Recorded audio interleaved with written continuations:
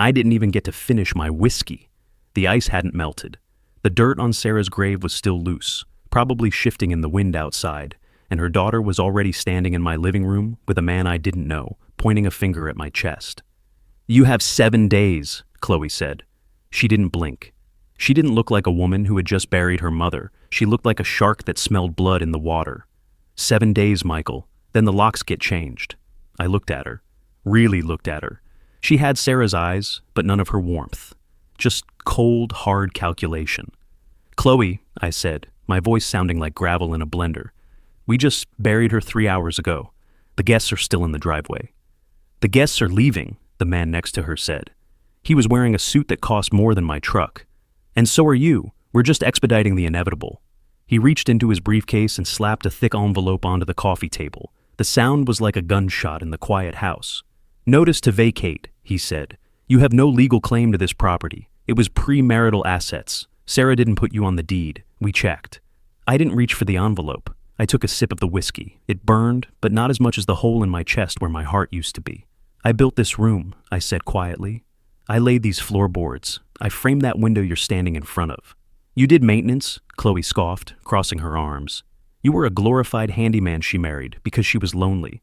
Don't confuse manual labor with ownership." That hit. It hit hard. 10 years. 10 years I spent with Sarah. When I met her, this place was a rotting farmhouse on 20 acres of overgrown weeds. She had the money from her first husband's life insurance, sure, but she didn't have a clue how to fix a leaking pipe, let alone restore a foundation. I did that. I did all of that. Not because I wanted the equity, because I loved her. "I'm not signing anything," I said. "You don't have to sign." The lawyer, I assumed he was a lawyer, smiled, a nasty thin little smile. "This isn't a negotiation, Mr. Danton. This is a courtesy warning. In 7 days, the sheriff arrives to escort you off the premises for trespassing. Unless..." He let the word hang there. "Unless what?" "Unless you want to make this easy." Qley stepped forward. Her perfume was overpowering, floral, and expensive, choking out the smell of the old wood fire I'd built that morning. "We're prepared to offer you a settlement, a go-away fund." She pulled a check from her purse. She held it up, but didn't hand it over. $50,000, she said. I stared at her. 50,000? "It's enough to buy a trailer and drink yourself to death," she spat, "which is what you're going to do anyway. Take it, sign a quitclaim, and be gone by Monday. If you fight us, we'll bury you in legal fees until you're sleeping under a bridge. We have the capital. You have a pickup truck and a toolbox." My knuckles turned white around the glass. I wanted to throw them out, physically throw them out. But I looked at the lawyer, at his smug confidence, and I knew they had been planning this for months, maybe years. While Sarah was in the hospital fading away, while I was sleeping in a chair next to her bed holding her hand, Qley had been consulting estate attorneys. "Get out," I said. 7 days, Michael," Qley said, dropping the check on top of the envelope. Tick-tock. They turned and walked out. They didn't even close the front door. The first night was the hardest. The house was too quiet. Every creak of the floorboards sounded like Sarah's footsteps. But I knew it was just the house settling. The house I saved. I walked into the kitchen. I remembered the day we tore out the old cabinets. Sarah had been covered in drywall dust, laughing, trying to wipe her forehead with the back of her hand and leaving a white streak across her nose. She looked beautiful. She told me right then, "Michael, you're the only thing holding this place together. You're the only thing holding me together." And now her daughter wanted to erase me. I didn't sleep. I sat up looking at the paperwork. It looked official, threatening, words like unlawful detainer and sole heir. The next morning, the harassment started. I went out to my truck to drive into town for coffee, mostly just to escape the silence, and found a boot on the wheel, a bright yellow steel boot. I stared at it. I was parked in my own driveway. A black sedan was parked at the end of the long gravel drive. Security. Private security. I walked down there, my boots crunching on the gravel. A guy in sunglasses rolled down the window. "Get that thing off my truck," I said. "Private property," the guy said. "Vehicle isn't registered to the estate owner. We've been instructed to secure all assets." "My tools are in there," I shouted. "That truck is in my name, but it's parked on land you don't own," he grinned. "You can walk to the main road if you want to leave, but nothing leaves the property. Asset freeze." I walked back to the house, shaking. I tried to call my buddy Jim, who ran a garage in town. Michael, I heard, Jim said, his voice low. Man, people are talking. Qley's been telling everyone you were abusive. She's saying you kept Sarah away from her. She's poisoning the well, Mike. You know that's a lie, I said. I know it, but the town, they hear rich widow and contractor husband and they do the math. You need a lawyer, Mike. I can't afford a lawyer. She froze the joint account. The bank said it's flagged for probate. Damn, Jim breathed. She really planned this? She had. She had checkmated me before I even knew we were playing chess. By day 3, the power went out. I called the utility company. They said the owner had requested a disconnect for renovations. I told them I lived there. They said my name wasn't on the bill. Sarah had handled the bills. I offered to pay. They said they needed the owner's authorization. I sat in the dark, eating cold beans from a can, watching the headlights of the security car at the end of the driveway. They were starving me out, like a rat in a wall. On day 4, Qley showed up again. She didn't come alone. She brought an appraiser. They walked right in. I had locked the door, but she had a key. Of course she had a key. Ignore him, Qley told the appraiser, stepping over my boots in the hallway. He's just the squatter I told you about. He'll be gone by the weekend. The appraiser, a nervous little guy with a clipboard, looked at me apologetically. This is cherry wood, I said to him as he touched the banister. Hand sanded. Took me 3 weeks. It adds value, he mumbled. Don't talk to him, Qley snapped. She turned to me. The offer drops tomorrow, Michael. 40,000. Friday it goes to 30. By Sunday you get 0 and a jail cell. Why are you doing this? I asked. I took care of her. I loved her. You spent her money, Qley hissed. Her face twisted into something ugly. You spent my inheritance on this pile of lumber. You think I care about this house? I'm selling it to a developer on Monday morning. They're going to bulldoze it and put up condos. The air left my lungs. Bulldoze it. Every hour I spent sweating in the summer heat, fixing the roof. Every winter night I spent insulating the attic so Sarah wouldn't get cold. The garden she planted in the back. The porch swing where we drank coffee every morning. Gone. Turned into cash for Qley to blow on trips to Europe and designer bags. You're evil, I said. I'm practical, she replied. 40,000, Michael. Take the check. Pack your tools. Leave. She tossed the new check on the counter. It landed next to the cold can of beans. I looked at it. $40,000. I was 62 years old. My knees were shot from years of laying tile. My back hurt every morning. I had $5,000 in my personal savings account. Maybe she was right. Maybe I was just the help. I picked up the check.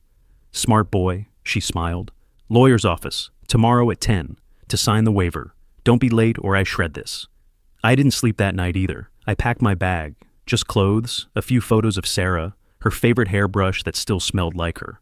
I couldn't get my tools. The truck was still booted, but I figured I'd walk to the main road and hitch a ride to Jim's. I felt like a coward, but I was a tired coward. I couldn't fight a millionaire. I couldn't fight the law. I showed up at the law firm at 9:55 a.m. It was a glass building downtown, the kind of place that smells like money and intimidation. The receptionist looked down her nose at my flannel shirt and work boots. Mr. Danton, they're waiting. I walked into the conference room. Qley was there, sitting at the head of the table like a queen. Her lawyer was there, and another woman I didn't recognize. She was older, maybe 70, wearing a tweed suit and glasses on a chain. She was knitting. Who's that? I asked, pointing at the knitter. Court-appointed witness, Qley's lawyer said quickly. Standard procedure. Sit down. I sat. The mahogany table was cold under my hands. The deal is simple, the lawyer said, sliding a stack of papers toward me. You admit you have no claim to the estate. You agree to vacate immediately. You agree not to disparage Qley or the estate. In exchange, you get a cashier's check for $40,000. And my truck, I said. I want the boot off my truck. Fine, Qley waved her hand dismissively. Just sign. I picked up the pen. My hand was shaking. I hated them. I hated myself. But I just wanted it to be over. I wanted to grieve my wife without fighting a war. I touched the pen to the paper. I wouldn't do that if I were you, Michael. The voice came from the corner, the knitter. Qley spun around. Excuse me? You're here to witness the signature, not give legal advice. Be quiet. The older woman set down her knitting needles. She stood up. She wasn't frail. She stood tall, steel in her spine. I am a witness, she said. But not for you, Qley. I'm here for Sarah. What are you talking about? Qley demanded. Who are you? My name is Eleanor Vance, the woman said. She walked to the table, ignoring Qley, and looked at me. Her eyes were kind. "Hello, Michael. Sarah told me so much about you. She told me you were the stubborn type. I'm surprised you gave up this easily." I don't know who you are," I stammered. "I was Sarah's personal attorney," Eleanor said. "Not her estate planner, her personal attorney. For the things she didn't want you," she pointed a needle at Qley, "to know about." Qley laughed, a nervous, high-pitched sound. "This is ridiculous. Mother didn't have secrets. We handled all her finances." "She knew you handled her finances," Eleanor said. "That's exactly why she hired me, 3 months ago, when she got the diagnosis." Eleanor opened her large knitting bag and pulled out a leather binder. It looked old and worn. "Sarah knew you, Qley," Eleanor said, her voice dropping an octave. It wasn't kind anymore. It was sharp. "She knew you were waiting for her to die. She told me about the time you asked her to sign over the deed while she was in chemo. She told me about the loans you took out in her name." "Lies!" Qley slammed her hand on the table. "I want her out of here. Security." "Sit down, you spoiled brat," Eleanor barked. The command was so loud, so authoritative, that Qley actually sat. Eleanor turned to the lawyer. "Mr. Henderson, is it?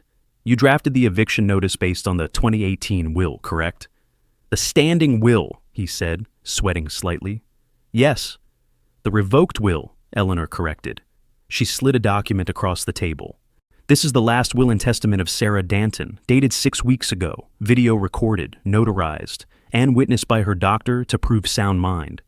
Qley snatched the paper. Her eyes scanned it frantically. Her face went pale, like sheet-white pale. "No," she whispered.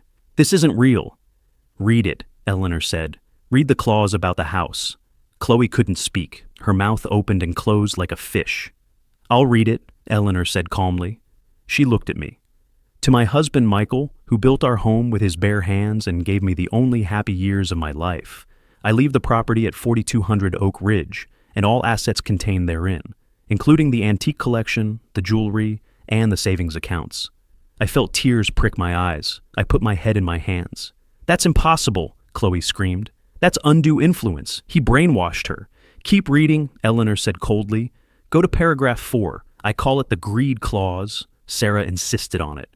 Qley's lawyer leaned over to look. He read it, and then he slowly closed his folder. He pulled the $40,000 check back towards him and tore it in half. "What does it say?" I asked, looking up. Eleanor smiled. It was a vicious, beautiful smile. "It says," Eleanor began, "I am leaving my daughter Qley a cash sum of $2 million. Qley's head snapped up. $2 million? Wait, Eleanor held up a hand. "However, this bequest is conditional. If at any time following my death, my daughter Qley attempts to evict, harass, or legally challenge my husband Michael's residency in our home, or if she fails to treat him with the respect he deserves, she forfeits the entire inheritance." The room went dead silent. You could hear the hum of the air conditioning. She can't do that," Qley whispered. "She did," Eleanor said. "And she was very specific. Attempts to evict. That notice you served him at the funeral, that counts. The boot on his truck, that counts. Cutting the power? Oh yes, that counts." Eleanor turned the page. "In the event of such behavior, the $2 million intended for Qley shall be transferred immediately to the Michael Danton Restoration Fund, a charity to be established for the preservation of historic homes, under the sole directorship of my husband." I stared at Eleanor. Then I looked at Qley. Qley looked like she was going to vomit. She looked at her lawyer. "Fix this." "I can't fix it," the lawyer said, standing up. "You violated the condition. You violated it in writing. You served him an eviction notice. It's over." "But I didn't know," Qley shrieked. "I didn't know about the new will." "That," Eleanor said, snapping her binder shut, "was the point. Sarah wanted to see if you would be decent without a financial incentive. You failed, spectacularly." Eleanor turned to me. "Michael, the house is yours. The money is yours. And it seems you have an extra $2 million to start a charity. Congratulations."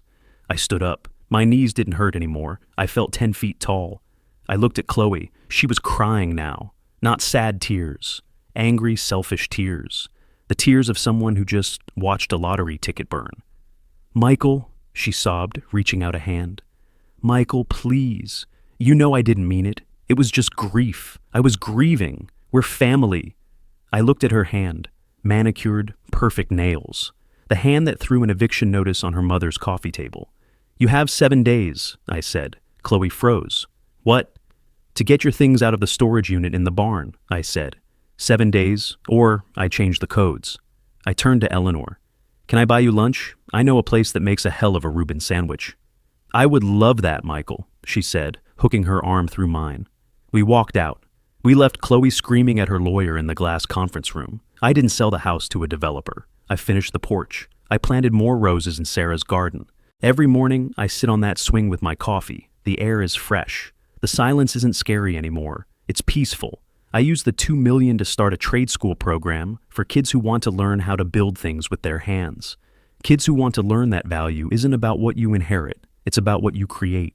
I haven't seen Qley since that day. I heard she tried to sue the lawyer for malpractice, but it didn't go anywhere. Turns out Sarah was thorough. Sometimes when the wind blows through the eaves, I think I hear Sarah whispering. Not words, really, just a feeling of warmth, like she's wrapping her arms around me from behind, resting her chin on my shoulder, looking out at the land we saved together. She knew exactly who I was and exactly who her daughter was, and in the end, she made sure the right builder kept the hammer.